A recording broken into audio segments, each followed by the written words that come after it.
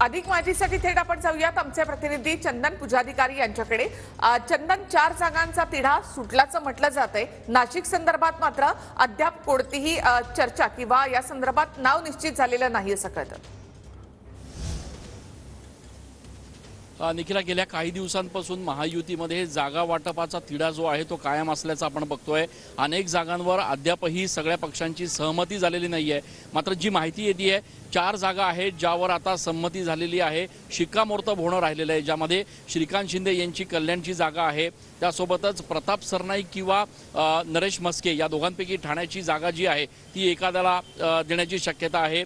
संदीपान भुमरे यांना छत्रपती संभाजीनगरमधनं संधी मिळण्याची शक्यता आहे। त्याची अधिकृत घोषणा जी आहे ती या ठिकाणी आता शिल्लक राहिलेली आहे असं देखील बोललं जात आहे। मात्र या सगळ्या पार्श्वभूमीवर नाशिकच्या जागेवर मात्र अद्यापही कुठल्याही प्रकारचं अधिकृत घोषणा जी आहे ती अद्यापही झालेली नाही आहे। नाशिकमध्ये छगन भुजबळ आणि त्याचप्रमाणे हेमंत गोडसे यांच्यामध्ये जागेवरून रस्सीखेच असल्याचं आपल्याला बघायला मिळत आहे। मात्र अद्यापही कुठल्याही प्रकारचा अंतिम निर्णय जो आहे तो या जागेबाबत झालेला नाही आहे। बैठकांचं सत्र जे आहे ते सातत्यानं सुरू आहे। खरं तर आज दुपारी 4 वाजता या जागेबाबत काहीतरी चर्चा होईल आणि एकूणच या जागेच्या संदर्भात काहीतरी निर्णय होईल।